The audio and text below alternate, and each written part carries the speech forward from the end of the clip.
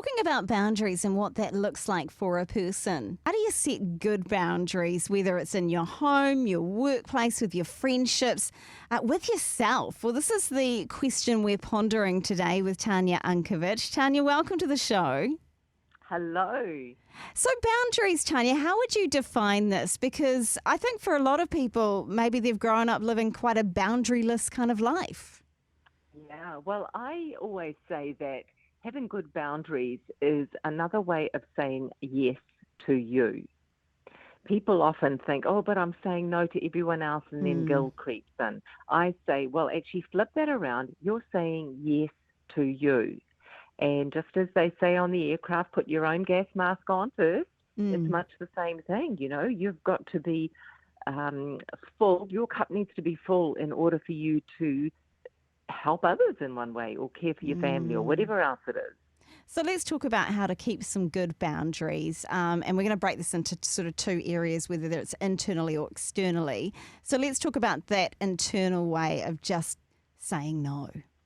Yeah, well, firstly, ask yourself the question, why is it that I need to create good internal boundaries? What's showing up in my life or in my behavior that's alerting me to the fact that I've not got good boundaries? So you might find that you're always exhausted. You might find that you're always angry and scratchy, or even worse, you're bitter. So ask yourself the question, what are some feelings that are not comfortable, or even behaviors that I'm finding that I'm doing because I'm angry, because I feel like I've got no boundaries? So ask yourself those questions. And that's a good place to start, because the thing is, if we don't have these healthy boundaries, then we're going to be displaying how not to have healthy boundaries with all of the other people around us, and we may also not respect other people's boundaries. So it's really about doing that first and then starting to look a little bit deeper. Okay, what are some of the internal boundaries that I know I could shift or create better? Yeah, so let's talk about that, because when you say no to others, you say yes to you. So how do you say Yeah. yes to you then? Well, you say that you are going to take care of yourself, for example. If you find that you're physically and emotionally exhausted, make the decision that you're going to do a bit of self-care every single day. But here's the thing, you've got to do it without feeling guilty about it. Yeah, that's a tough one for a lot of people, right? Yeah, we don't give ourselves permission to take care of ourselves or to rest. So often we say, this is what I really want for my life, but then we don't allow ourselves to receive it. So really change, if you've got a story going on there about, oh, look, I don't deserve it, I'm not worthy, I'm too busy, everyone depends on me, you're going to find a story to back up the reason why you don't do it. I'm going to say, create another story about, I deserve to rest, I deserve to take care of myself, I deserve to fill up my own cup in order to be able to work a beautiful family home or do my job or whatever else it is. It takes a bit of discipline though, right, to even get there. You really do have to make the decision, and then you have to block out some time. Schedule some time in your day or in your week where you do 10 minutes a day or 15 minutes a day. Do a little bit at the beginning of the day and a little bit at the end of the day. Whatever that looks like, schedule that time in to take care of yourself. It may be physical, it may be emotional, it may be spiritual. It might even be doing your budget, because you might find that you've got no boundaries when it comes to money and you spend like crazy. So this is another way of taking care. There's so many forms of it. And it's about also taking responsibility for your life, because so often what we do is we go, I don't have time, I'm doing everything for everyone else. And then we've got that story going on.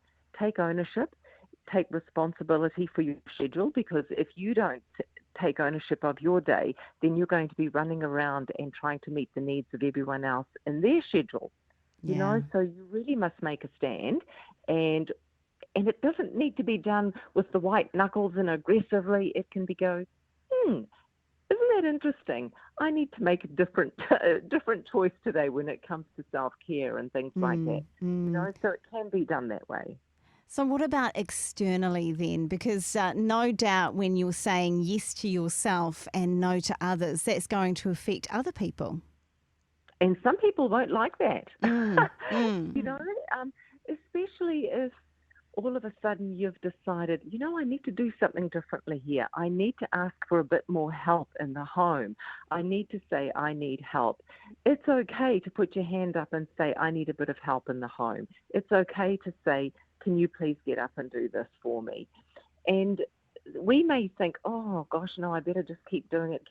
But actually that's not okay, because mm. you're not teaching others healthy boundaries and to respect boundaries. So it's about also asking yourself, well, what identity do I hold by being the person who gets everything done in the house? Because for some, this is how they seed their need for significance, because they quite like being a martyr. They quite like being someone who has to do everything and everyone calls upon them. So ask yourself some of those questions. So I keep talking because I've got a bit more to share. Oh, you've got so much more to share, Tanya, because this is such a big topic. And honestly, we could probably do it in 2 or 3 parts.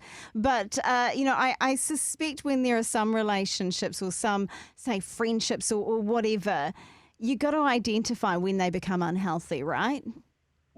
Yeah. And this is a big, big area when it comes to creating firm boundaries in a relationship, because we get sometimes too enmeshed in each other, right? Mm. And that happens. So it's unintentional and it's not unkind, but we just find we're getting a bit too enmeshed. Then there is the other extreme where someone is controlling someone else. And we never say the person identifies, hey, this isn't healthy for me. The boundaries aren't healthy. This person has too much control of me. Mm. I'm going to step out of this a little bit and try and stand on my own 2 feet and create my own personal foundation. Then the other person may get a bit upset. And this is where you're going to really have to stand firm in your boundaries and say, this is what I need. This is the distance I need, or this is the respect I need. Please respect my boundaries. So, this can happen not only in your intimate relationship, but even in a work relationship, or even in some friendships too. People Mm. want to take ownership and go, this is how we're doing it, da, da, da. And you're going, no, I actually want to make a bit of a stand here. So this is a really interesting dynamic. It's scary. And some people just give up and go, this is too hard. I'll just keep doing what they want. Yeah, absolutely. But And I'm guessing, when it becomes very unhealthy, that's when you remove yourself from it completely, right? if your personal well-being, your emotional and physical well-being is at risk by being in an unhealthy, toxic relationship, then most definitely remove yourself or get help to remove yourself, because it's very hard to just up and go. The cycle of returning back into an unhealthy relationship is a lot. So if you have made the decision, this is not good for me, this is bordering on abuse, then I would recommend that you get some help in order to move through that, if it's at that extreme. Yeah, So. yeah. And for a lot of us, it's more about, hey, I just want to stick to some good boundaries for myself, learning how to say that word no and Yeah. sticking to that as well. So there's so much going on in terms of, internal thoughts, external thoughts, keeping good boundaries. I mean, are these things that perhaps you might want to write down, or how do you know how you're going with this? It's always good to journal. Every day I feel da da da da da. And Mm, just be mindful of your moods, be mindful of your behaviors, be mindful of how you feel about yourself.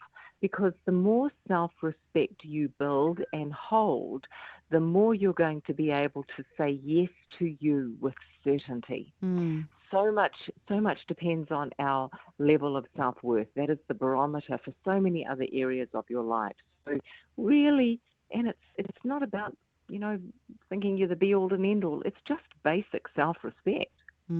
Hey Tanya, honestly, like I said earlier, we could spend 2 or 3 interviews talking about this one, but I think we've covered a lot today when it comes to boundaries. Thank you so Yeah. much for joining us on the show. In the meantime, if people do want to check out perhaps past interviews or find out more about what you do, where's the best place to head? My website, tanyaunkovich.com, has got lots of resources, but so has my YouTube channel. All of our past interviews are there. So go for broke. Awesome. Thanks, Tanya. Bye.